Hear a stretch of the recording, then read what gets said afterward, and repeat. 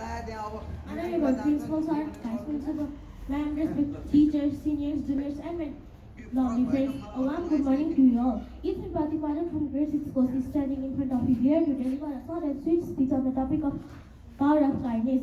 Kindness is the power to change the world. A kind act is truly magical because when you act kind to someone, they forget all about their problems. Even a bad day becomes a good one. Being kind can boost your own happiness levels because it increases the serotonin and dopamine, also known as the neurotransmitters that increases the feeling of satisfaction.